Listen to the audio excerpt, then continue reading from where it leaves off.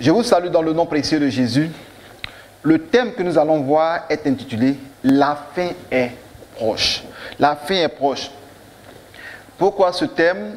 Avant de commencer, nous allons lire dans le livre de 1 Pierre chapitre 4 à partir du verset 7. 1 Pierre 4 verset 7. Il est écrit « La fin de toutes choses est proche.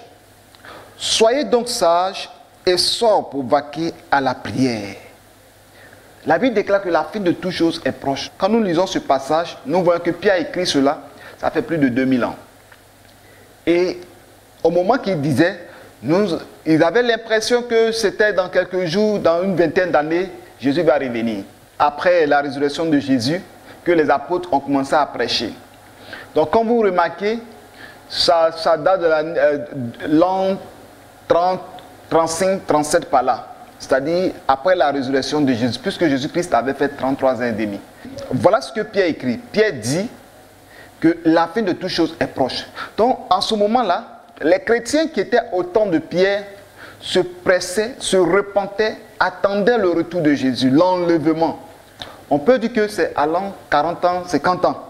Et c'est après qu'il a eu 1000, 1900, 2000. Et nous sommes actuellement en 2020. Vous voyez, deux millénaires, Jésus n'est pas encore revenu. Jésus n'est pas encore arrivé. Mais en ce moment, quand Pierre parlait, c'était quelque chose qui bouillait dans leur cœur. Ils avaient peur même que la trompette sonne. Pour ceux qui n'étaient pas encore prêts. Bon, ceux qui étaient prêts, attendaient le retour de Jésus pour être enlevés. Mais ça fait 2000 ans. Nous sommes au 21e siècle. Jésus n'est pas encore venu. À leur époque, ils n'ont pas fait attention aux prophéties de Jésus. Parce que Jésus a donné plusieurs signes pour son retour. Le tremblement de terre, les guerres, les fléaux, la peste. Et à ce moment, après la résurrection de Jésus, il n'y avait pas toutes ces choses-là. Donc nous voyons depuis le temps de la résurrection de Jésus jusqu'à ce jour, nous faisons plus de 2000 ans. Donc, toutes les prophéties, toutes les révélations, tout ce que Jésus a dit, a déclaré, tout a accompli sous nos yeux. Je disais à mon épouse que nous sommes la génération la plus bénie. Nous sommes plus bénis que les gens d'Abraham, au temps d'Abraham. Nous sommes plus bénis qu'au temps de David. Pourquoi? Parce que eux, ils servaient Dieu et ils attendaient le jour de leur mort. Mais nous, les signes sont là. Qu'au jour de l'enlèvement, au moment que l'enlèvement aura lieu, il y aura beaucoup de signes. Nous voyons que tous les signes sont là. Donc, bien au contraire, si la trompette va sonner, nous devons être prêts. Nous devons savoir que Jésus a dit que la fin va venir, il y aura des signes. Des tremblements de terre, des faux Christ, des menteurs, le désordre un peu partout. L'antichrist va venir et nous voyons tout cela en train de se réaliser sous nos yeux. Donc la fin est proche. C'est-à-dire, Pierre disait ça, c'était une prophétie à nous, mais ce n'était pas pour eux-mêmes. Cette parole-là, c'est le Seigneur qui a inspiré à Pierre d'écrire, parce que c'est la parole de Dieu, c'est la Bible. Et quand nous lisons, ça nous amène toujours à nous préparer pour le retour de Jésus-Christ. Donc, aujourd'hui, ceux qui sont dans l'année 1900 là-bas, eux, ils sont plus là, ils sont plus sur cette terre, ils sont partis au ciel. Les chrétiens qui ont persévéré, qui sont morts, mais ils seront ressuscités au son de la trompette. Mais quant à nous, nous ne pouvons pas mourir tous. Parce que Paul même a dit, nous ne mourrons pas tous. Mais au son de la trompette, les morts en Christ ressusciteront premièrement. Vous voyez, Paul aussi parlait de la même chose, que nous n'allons pas mourir tous, mais au jour où la trompette va sonner, les morts en Christ sont premièrement, et nous les vivants, il a dit nous les vivants, alors que Paul est mort, vous comprenez? Le corps de Paul attend la résurrection. Donc, aujourd'hui, quand nous lisons ce passage, nous comprenons bien que nous sommes dans les derniers temps. 2000 ans après cette parole, nous sommes dans les derniers temps. Tout ce que Jésus a dit, tout est accompli. Donc, qu'est-ce qu'on entend? Nous entendons simplement le son de la trompette. Aujourd'hui, la fin est proche, le thème que nous allons voir. Nous allons lire ça dans Genèse chapitre 11, à partir de versets 1 à 9.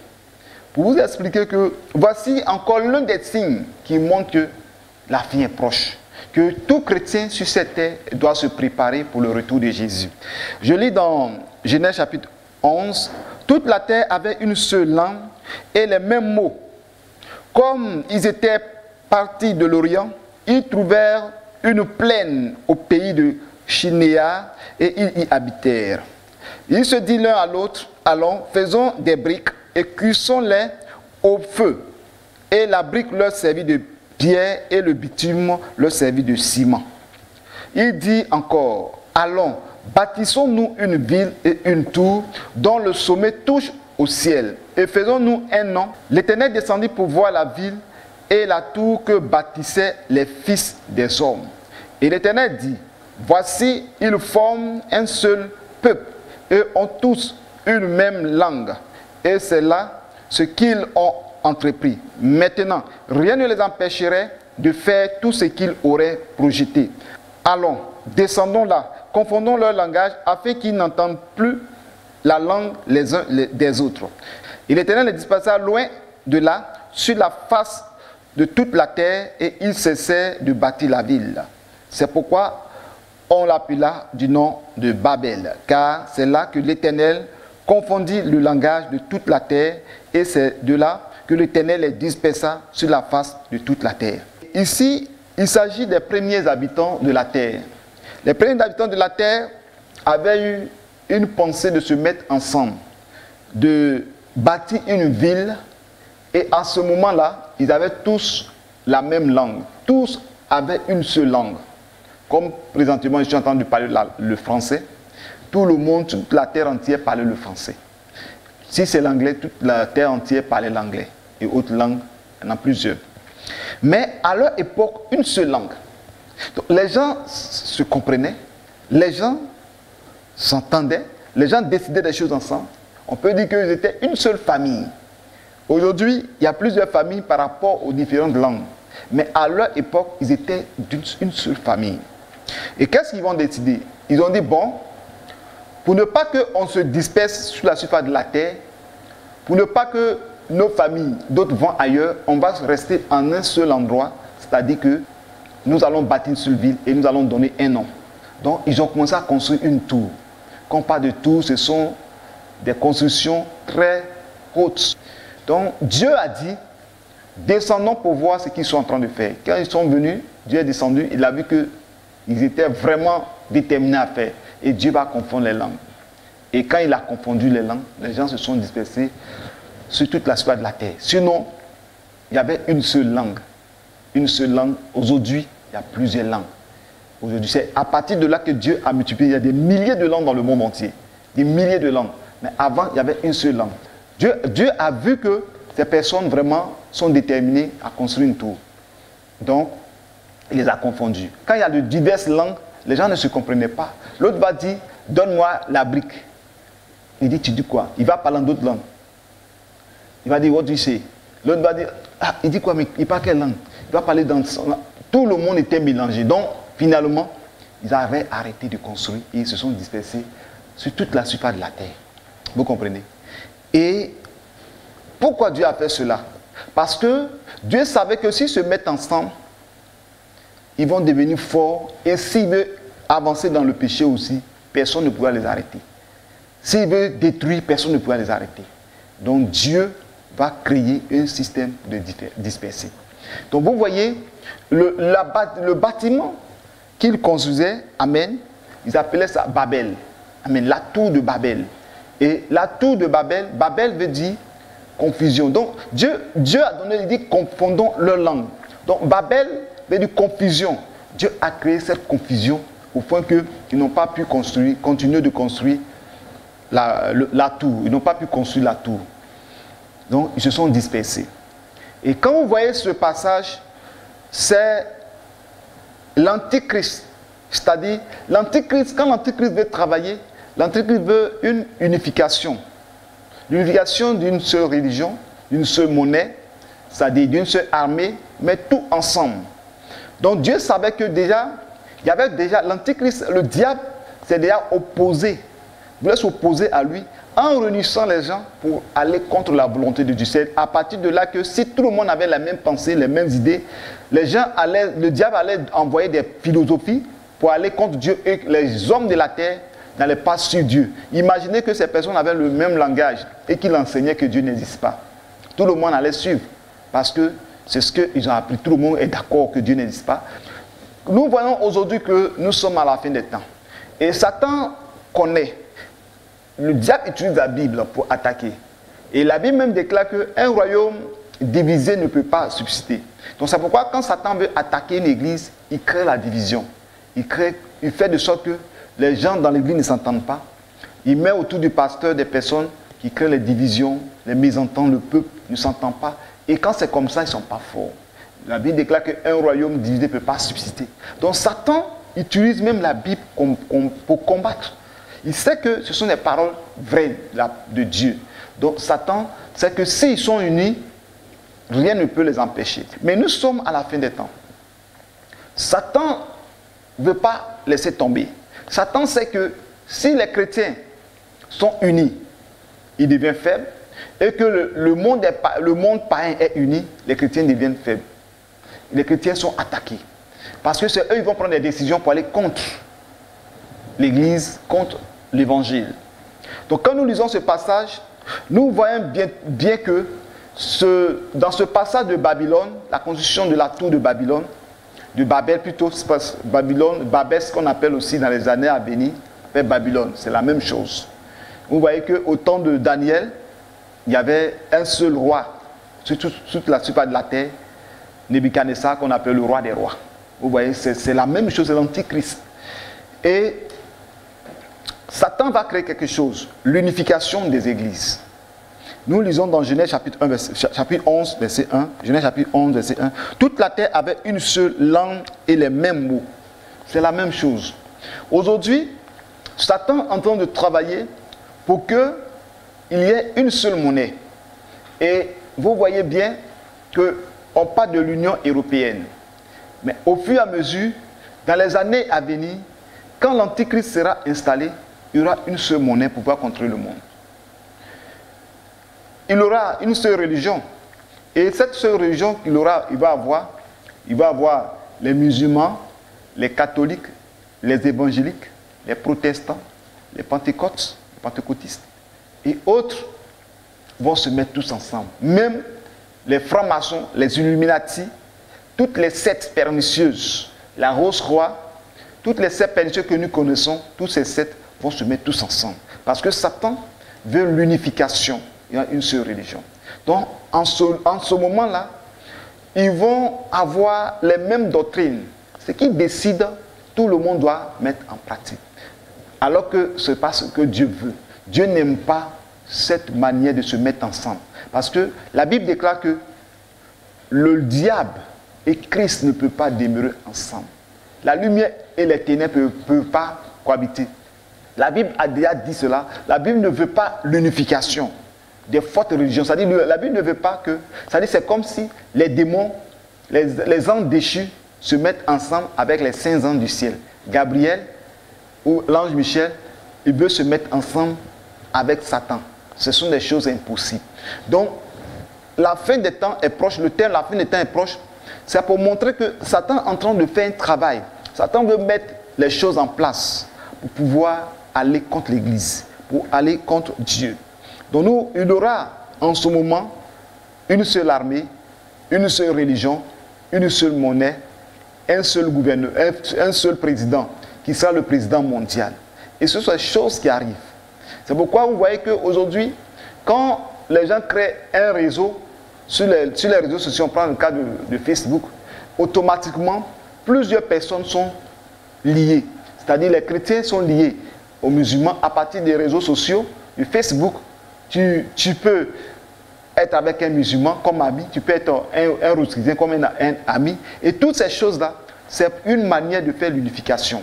Donc, les rosicien ont la possibilité d'apporter leurs paroles pour intoxiquer l'Église parce qu'à partir de Facebook, à partir de Instagram, à partir de ces réseaux sociaux, Satan cherche à unifier le monde entier, qu'on appelle la mondialisation.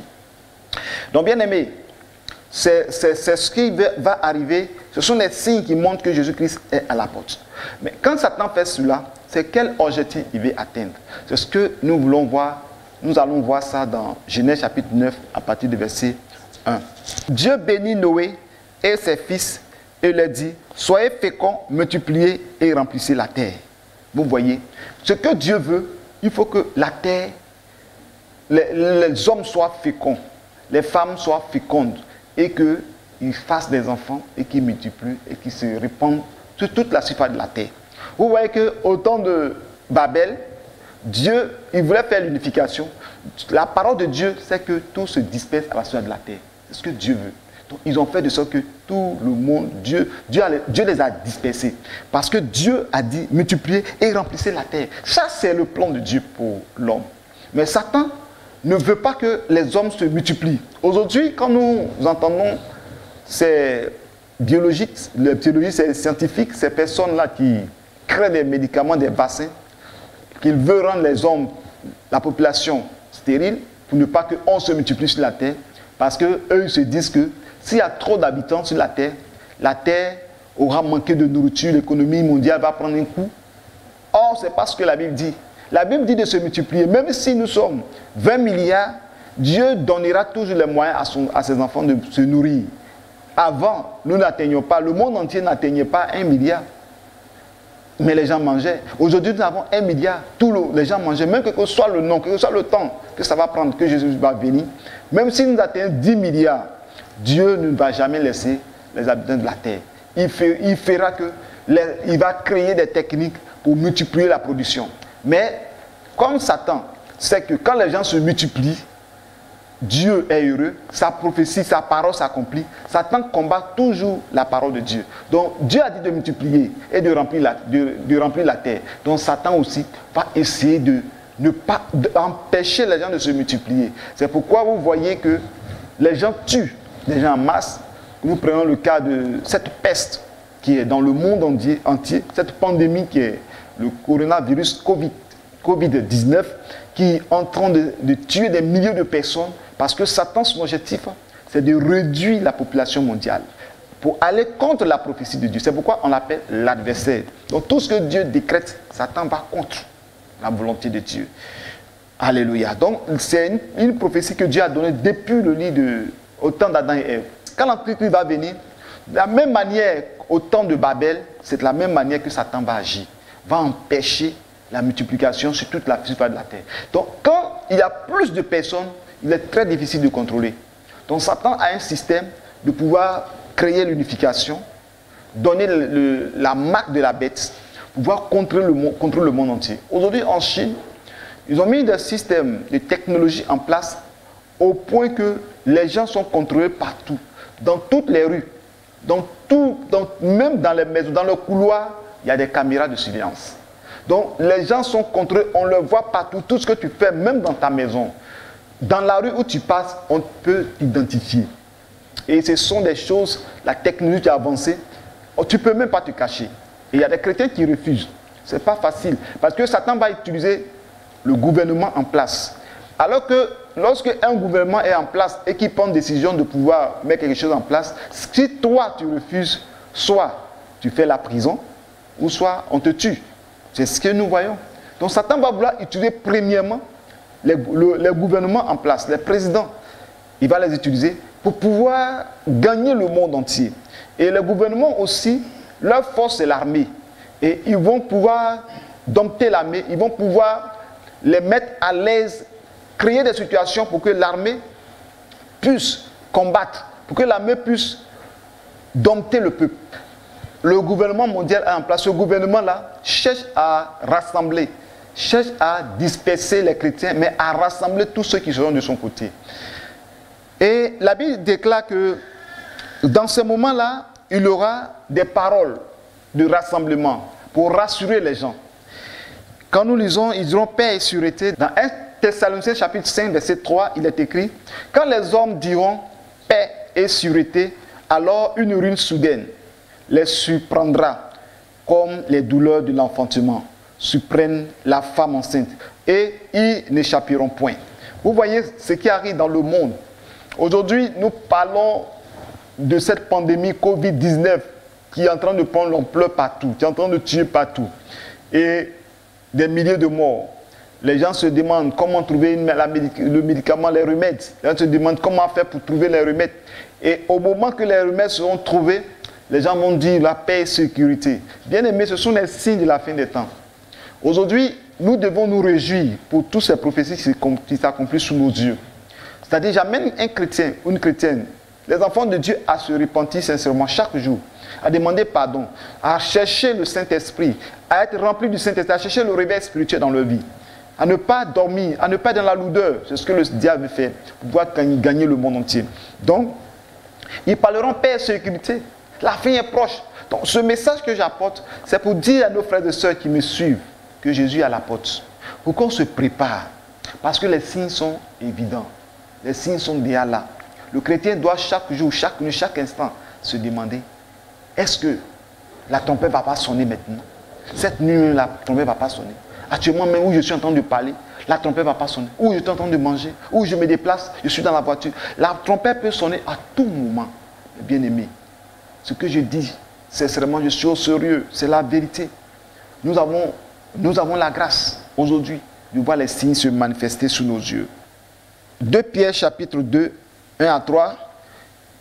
Il y a eu parmi le peuple de faux prophètes et il y aura de même parmi vous de faux docteurs qui introduiront sournoisement des sectes pernicieuses et qui régnant le maître qui les a rachetés attireront sur eux une ruine soudaine.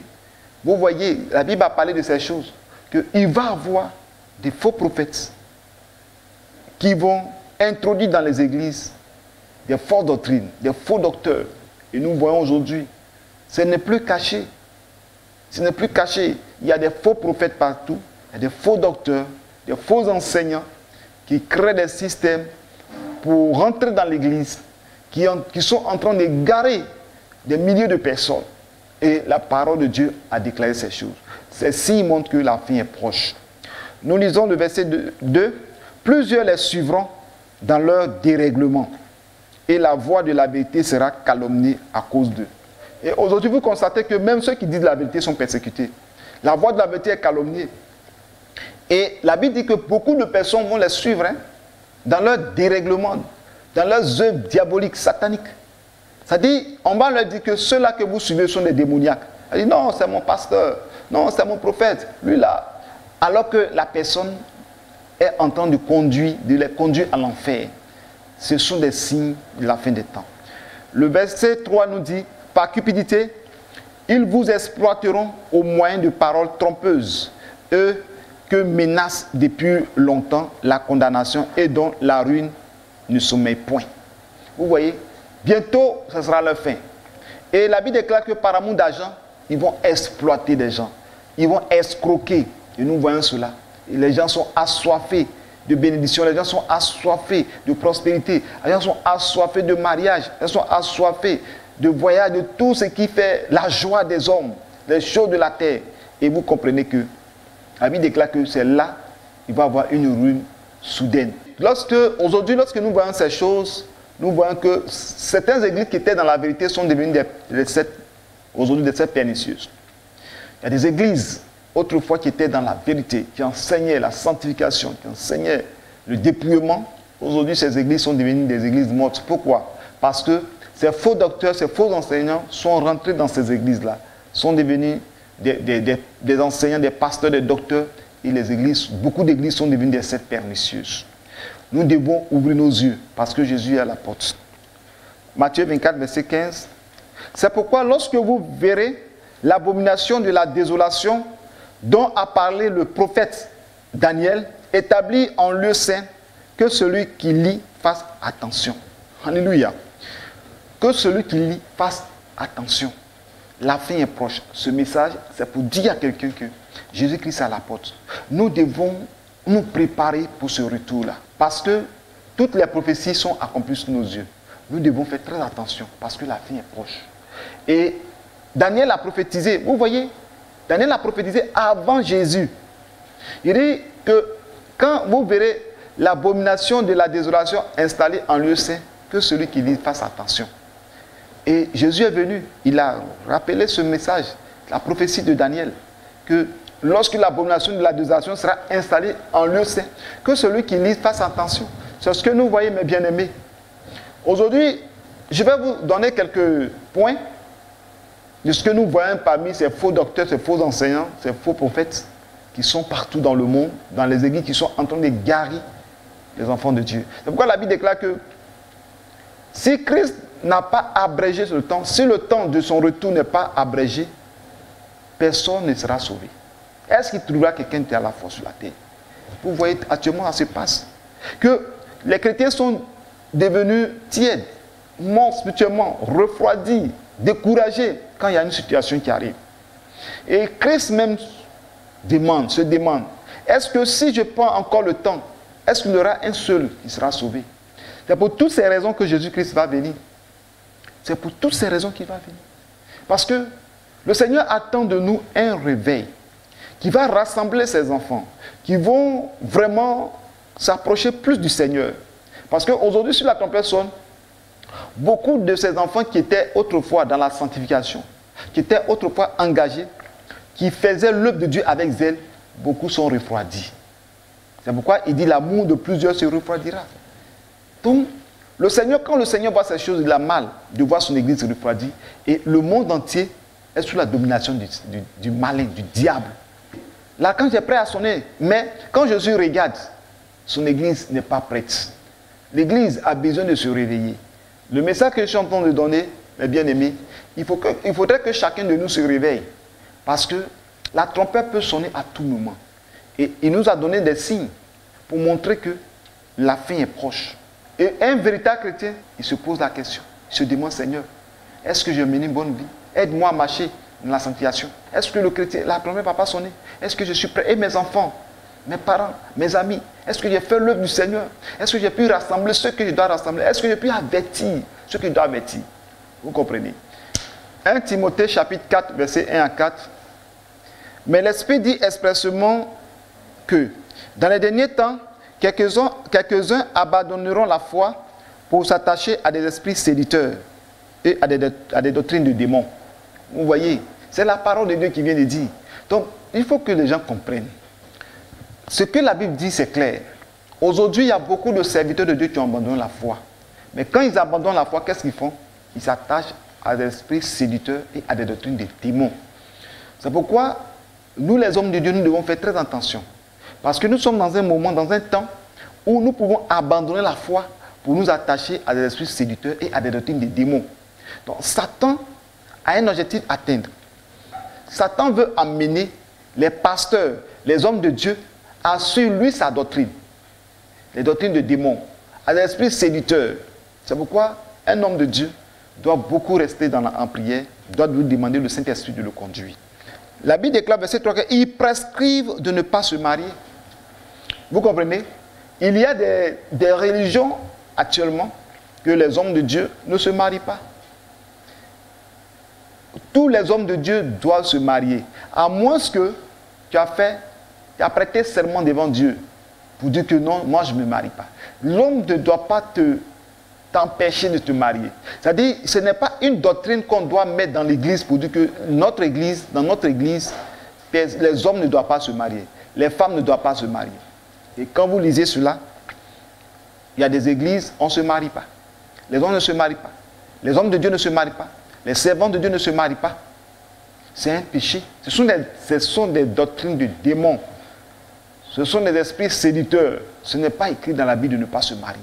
La Bible même dit que l'homme quittera son père et sa mère pour s'attacher à sa femme et les deux deviendront une seule chair. L'apôtre Paul ne s'est pas marié parce que lui, il avait décidé à lui de ne pas se marier. Et lui-même qui a dit, il avait dit une chose, lui si ça tenait à cœur, lui seul l'apôtre Paul, que tous les hommes soient comme lui qui ne se marient pas. Mais il dit que chacun détient de lui la grâce qu'il a reçue du Seigneur. Donc que celui qui brûle, qui se marie. Donc où est le message dans la Bible qui dit ne vous mariez pas? Vous comprenez? Que ce sont les enseignements des doctrines des démons pour empêcher les gens de ne pas se marier. Vous allez remarquer que dans ces assemblées, il y a l'homosexualité, il y a le lesbianisme, la pédophilie, le viol. Et vous voyez ce que eux, ils interdisent, les gens font encore des choses encore plus graves, plus méchantes. Ce sont les signes qui montrent que la fin est proche. Parce que la Bible déclare que l'Esprit dit expressément. Mais l'Esprit dit expressément que dans les derniers temps, quelques-uns abandonneront la foi pour s'attacher à des esprits séducteurs et à des doctrines des démons. C'est ça que nous voyons. Aujourd'hui, il y a quelque chose encore que le diable utilise beaucoup dans nos églises. Surtout, je parle à mes collègues prophètes, ceux qui sont appelés au ministère prophétique. Il y a l'action qu'on appelle l'action prophétique. L'action prophétique, nous utilisons beaucoup dans la Bible, c'est biblique. Lorsque nous posons une action prophétique, c'est biblique. Mais, souvent, les hommes de Dieu posent mal et ils exagèrent. Ce que Dieu n'a pas dit, il dit non, Dieu m'a dit de faire tant, Dieu m'a dit de faire ceci. Dieu me fait. Je donne un exemple d'action prophétique. Lorsque l'enfant était mort, le prophète s'est couché sur l'enfant et il a prié et il y a eu résurrection. Donc, ce n'est pas parce que le prophète s'est couché sur l'enfant que tu as prié pour quelqu'un, tu as venu te coucher sur l'enfant. Ce sont des esprits séducteurs qui arrivent parfois dans nos églises, qui inspirent des hommes de Dieu à faire des actions prophétiques. Et ces actions prophétiques, souvent ça ne vient pas de Dieu. Mais ce sont des choses, par des pensées humaines, des inspirations, de la chair, des inspirations, des doctrines de démons. Les gens posent ces actions-là. Donc nous sommes à la fin des temps, la fin est proche. Il faut que ça soit conduit par Dieu. Et nous voyons que Jésus-Christ, lorsque l'aveugle de naissance a pris la salive, il a fait la boue, il a mis les yeux, il dit va laver ton visage. Mais ce n'était pas le même cas pour Bartimée. Pour Bartimée, Jésus-Christ a dit, que veux-tu que je fasse pour toi? Il dit, je vois de nous. Il a prié, il n'a même pas utilisé la boue. Donc aujourd'hui, quand vous partez dans les églises, vous allez trouver du parfum, de l'huile, du sel, un peu partout. On voit ça tout le temps. Il peut arriver que le Saint-Esprit va te dire, prends ça pour prier. Ça, c'est le Saint-Esprit. Mais ce ne doit pas être comme une doctrine. C'est quoi on dit là, des doctrines de démons. Quelque chose qui est là, que tous les jours, c'est ce que tu dois utiliser pour prier pour les gens. Vous voyez, quand nous lisons la Bible, nous n'avons pas vu quelque part où les apôtres avaient toutes ces choses sur eux. Mais lorsqu'il y a des prophètes dans l'église, il y a des inspirations que le Saint-Esprit peut donner pour prier. Et je ne condamne pas ces choses, mais il faut que ça soit conduit par le Saint-Esprit. Et que ce ne soit pas quelque chose qui est établi dans l'église comme une doctrine, que sans ça, comme si Dieu ne peut pas agir. Il prescrit de ne pas se marier, oui, et il dit encore, et de s'abstenir d'aliments que Dieu a créés pour qu'ils soient pris avec action de grâce. Donc, Paul disait à Timothée que quand tu enseignes, il ne faut pas dire aux gens de ne pas se marier. Et aussi, il ne faut pas dire aux gens, telle chose ne mangez pas. Et c'est pourquoi vous allez remarquer que dans certaines religions aussi, ils ont des totems.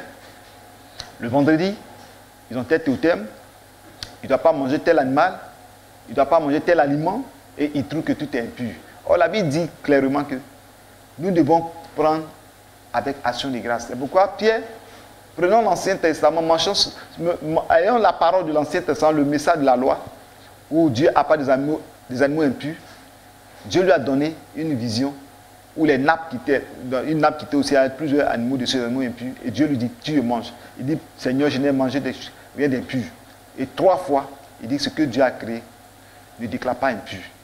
Et quand Dieu lui a montré ces choses, c'est tout ça qui montre que ce que Dieu a créé, nous ne devons pas avoir de totem. Mais le Seigneur voulait donner un enseignement à Pierre en nous disant qu'il n'y a pas de différence entre le peuple juif, le peuple hébreu et les autres peuples. Et aussi, ils peuvent accepter. L'évangile est venu pour toutes les nations. Ce n'est pas seulement aux Hébreux que l'évangile est venu. C'est pourquoi que Pierre est descendu de toi et il est venu avec les 3 personnes qui sont venues le chercher pour aller vers Corneille. Et quand il a prêché l'évangile, les païens ont reçu le Seigneur, ils ont reçu le Saint-Esprit, ils ont parlé en langue. Vous comprenez? Donc, aujourd'hui, on parle des démons, des doctrines de démons, des esprits séducteurs. Je vais vous donner quelques points que nous voyons dans le monde qui va vous choquer, mais je pense que le Seigneur est fidèle. Et vous allez voir, nous avons suivi un peu. Aujourd'hui, l'Internet, c'est un média, un instrument puissant de communication. Le diable utilise, mais nous les chrétiens aussi, nous devons utiliser pour gagner plus d'âmes. Et vous voyez, j'ai vu même sur des réseaux sociaux, dans l'église d'un homme de Dieu, où pour faire la délivrance, il faut utiliser la bière. Vous comprenez? Or, la Bible déclare que ne vous enivrez pas de vin, mais soyez au contraire remplis de l'esprit. Et les gens utilisent le vin à avoir le Saint-Esprit. Imaginez, quand ils prennent, ils sont saoulés, ils commencent à parler, à crier, à sauter, à danser, ils disent que c'est le Saint-Esprit. Ce sont les doctrines de démons. Nous continuons. Et il y a un autre encore qui fait la délivrance. avec un serpent. Dépose les serpents sur les gens, tu vois des serpenteaux qui amènent les gens à avaler. Ça, c'est démoniaque, c'est satanique même, diabolique. Et un autre prophète encore qui demande à ses fidèles de brouter de l'herbe. C'est plusieurs fois, vous pouvez aller sur l'internet, vous allez voir toutes ces choses-là. Ce sont des doctrines des démons. Des démons. Et pour marcher dans la vérité, regardez beaucoup les écrits des apôtres, les épîtres. Jésus-Christ a donné les évangiles. C'est tellement simple, clair. Il n'a pas fait ces choses-là. Mais si vous voulez comprendre l'Église, lisez les épîtres, Actes des apôtres, 1 Corinthiens, 2 Corinthiens, les épîtres. Et vous allez plus comprendre l'Église. Quelque part, Paul n'a pas dit à quelqu'un de manger de l'herbe. Parce que les gens sont maintenant à la recherche des gains de la terre. C'est pourquoi Jésus a dit, cherchez premièrement le royaume des cieux et sa justice, et tout chose vous sera donné par-dessus. Donc, aujourd'hui, les gens ne cherchent plus le royaume des cieux. Ce sont les choses de la terre, la richesse de la terre. Donc, en cherchant de la richesse de la terre, en cherchant à être à l'aise sur cette terre, les gens sont obligés de faire tout ce qu'ils ne doivent pas faire. Donc, les hommes de Dieu, ces faux docteurs, ces faux prophètes, comme la Bible parle dans le livre de Timothée, de 1 Timothée 4, qui utilisent la doctrine des démons, c'est pour séduire, pour faire, ils sont cupides, comment faire pour soutirer l'argent, escroquer les gens.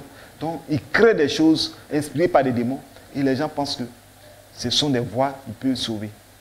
Vous voyez? Donc, ils peuvent même faire un cas comme ça sur une personne, et puis ça va marcher, 2 personnes, ça va marcher. Et les gens disent, oui, tu as vu, j'ai fait ça. Ils ont brouté de l'herbe, et il s'est marié, ou bien elle s'est mariée, elle a eu les affaires ont prospéré. Ce sont les démons qui exaucent, et pas le Saint-Esprit. Donc, Satan sait qu'en exaucant ces personnes, ça va attirer beaucoup de foule. Donc, nous devons faire très attention, parce que nous sommes à la fin des temps. Et nous voyons aussi des pasteurs qui prient en imposant les mains sur le sein des femmes, vous voyez, soit en disant qu'ils sont en train de communiquer une onction pour que ces femmes-là puissent être délivrées. Aujourd'hui, je vais parler du sexe. Le sexe est l'un des moyens que le diable utilise pour amener plus d'âmes en enfer. Parce que lorsqu'on parle d'impudicité, on parle de la dépravation sexuelle, on parle de l'adultère, on parle de la débauche sexuelle, on parle de la masturbation, on parle de la pédophilie, de l'homosexualité. Tout ça, ce sont des péchés que le diable utilise. Et dans le monde entier, à 80% de personnes, ou bien 80, on peut dire même à 95% de personnes vivent dans la débauche, c'est-à-dire vivent sans se marier. Et imaginez que ces personnes meurent, eux tous vont se retrouver en enfer. Donc Satan utilise beaucoup le sexe. Donc c'est pourquoi il a même créé beaucoup d'habits de séduction, des maquillages, des choses qui attirent, pour que les hommes abandonnent leurs femmes pour aller vers d'autres femmes. La séduction de ce monde a pris de l'ascension. Nous devons faire très attention parce que Jésus est à la porte. Bien aimés, nous continuons toujours de parler à des esprits séducteurs, à des doctrines de démons. Vous voyez, dans certaines églises, il y a des églises pour les homosexuels. Et ils ont même fait sortir leur Bible, la Bible des homosexuels. Ce sont des abominations. La Bible déclare que quand vous voyez l'abomination de la désolation installée en lieu saint, que celui qui lit fasse attention. C'est ce temps-là que nous sommes. Parce qu'il y a la Bible des homosexuels. Il y a l'église des homosexuels. Et encore, pour ceux qui aussi savent, il y a des personnes, il y a des gens même qui vont jusqu'à adorer l'homme. Parce qu'ils disent que c'est leur fan, c'est leur idole. Ils ont laissé Jésus, ils ont laissé Dieu pour aller adorer les hommes. Et quand vous voyez cela, je donne un exemple simple, le cas de Beyoncé. Beyoncé, c'est une chanteuse américaine. Et cette femme-là, les gens l'adorent tellement au point qu'elle elle est vénérée comme une déesse. Ses fans, ses idolâtres ont choisi de créer une église en son nom en appelant les bionistes. Vous comprenez? Les bionistes. Ce sont des doctrines de démons. Nous sommes à la fin des temps. Il y en a tellement que si nous voulons citer, nous n'allons pas quitter ici. Donc quand vous voyez que ces choses se multiplient, quand la Bible dit dans Matthieu 24, verset 12, il dit quand l'iniquité se sera accrue, quand le péché va s'augmenter, c'est pourquoi la Bible parle des ingénieurs au mal.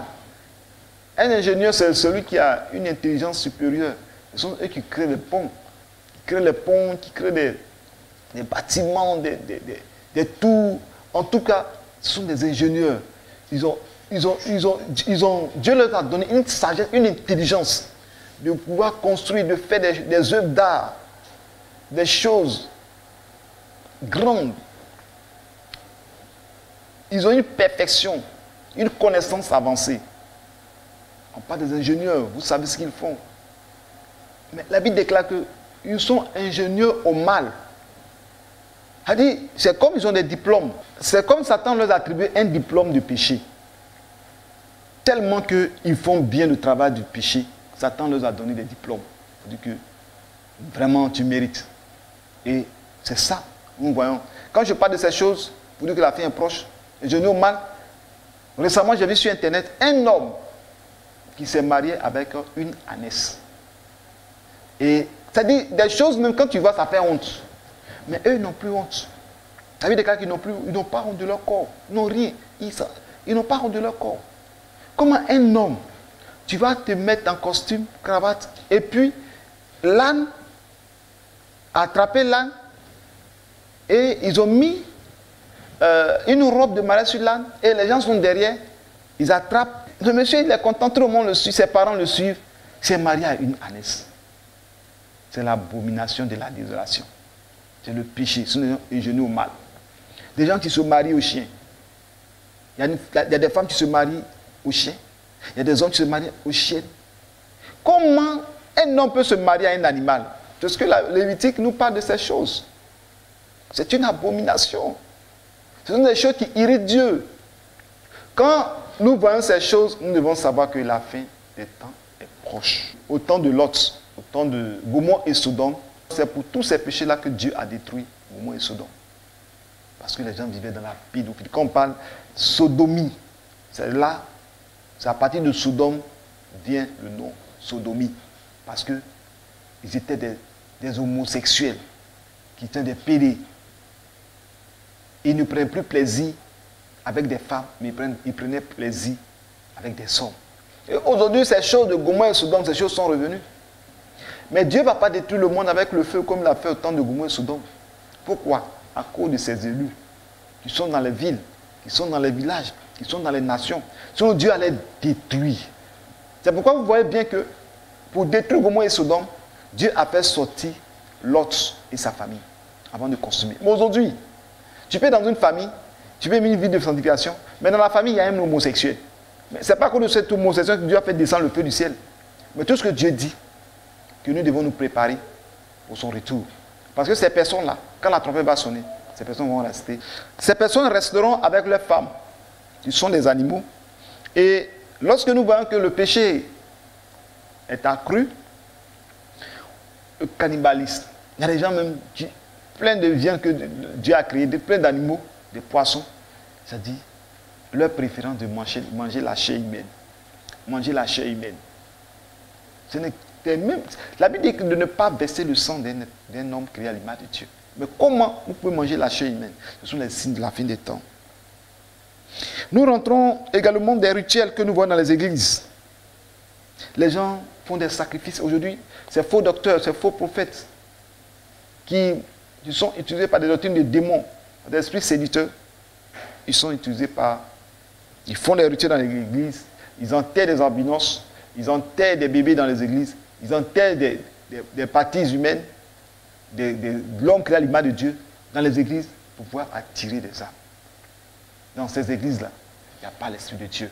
Et ces pasteurs-là, ce sont les agents du diable. Du moment qu'ils ont fait le pacte avec Satan et qu'ils ont fait ces choses, tous ceux qui vont dans cette église, que Dieu ouvre leurs yeux pour qu'ils quittent. Parce qu'un aveugle ne peut pas construire, un aveugle ne peut pas conduire un autre aveugle. Ce sont des aveugles. Ce sont des personnes qui amènent des âmes à la perdition. Vous comprenez? Nous voyons ces choses-là, des gens qui ont fait le pacte avec la sirène des eaux dans nos églises. Des gens qui ont fait le pacte avec des esprits impurs. Nous voyons que la fin est proche. La fin est proche, nous voyons des terroristes qui tuent les gens dans les villages, qui brûlent les villages, qui détruisent des vies, qui tuent des pasteurs. Ce sont des signes de la fin des temps. La fin est proche. Et la Bible déclare que l'amour de plusieurs se refroidira. Vous voyez aujourd'hui, les chrétiens sont devenus tièdes. C'est pourquoi la Bible déclare dans le livre d'Apocalypse, si tu n'es ni chaud, ni froid, je te vomirai. Beaucoup de chrétiens sont vomis par le Seigneur. Parce qu'ils ne sont ni chauds ni froids. C'est ce que nous devons éviter. Nous devons éviter, nous devons toujours aspirer le Saint-Esprit, aspirer le réveil en nous, pour ne pas être rejeté par Dieu. Parce que tu peux servir Dieu dans la tiédeur, mais Dieu t'a déjà vomi. Bien aimé, je pense que ce message, nous devons faire très attention, nous devons écouter. C'est pourquoi je dis à nos frères et sœurs de mener une bonne vie. Parce que j'ai touché quelques péchés, le péché sexuel. Dans nos églises, il y a beaucoup de désordre, il y a l'impudicité, il y a l'adultère. L'homme de Dieu même vit dans le péché sexuel. Et les péchés, les gens ne prêchent plus sur la sanctification. Les gens prêchent sur l'argent, sur le retour de Jésus. On ne prêche plus ça, on ne prêche plus sur le retour de Jésus. On prêche sur les choses qui plaisent au cœur, qui plaisent aux fidèles. Des choses, comme Paul pourrait dire, ils ont la démangeaison d'entendre des choses qui font plaisir à leur âme. Mais le message que nous devons prêcher maintenant, dans ces derniers temps, préparer le corps de Christ, aller au ciel. Préparer le corps de Christ à l'enlèvement. Quand la tempête va sonner, est-ce que nous pouvons partir au ciel? Nous pouvons être enlevés avec lui. Que le Seigneur, le Dieu d'Israël, nous bénisse, ayons une bonne vie, menons une vie de sanctification. Portez nos regards vers les cieux. C'est pourquoi la Bible déclare que votre légère affliction sur cette terre produira en vous un poids éternel de gloire. Donc, tous ces souffrances que nous voyons sur cette terre, il y a un poids éternel de gloire dans les cieux pour nous, qui nous attend. Bien-aimés, soyez bénis. Et que la fin est proche, pour vous dire que la fin est proche. Pour vous dire la fin est proche, nous devons nous préparer pour le retour de Jésus. Shalom, que Dieu vous bénisse. Amen.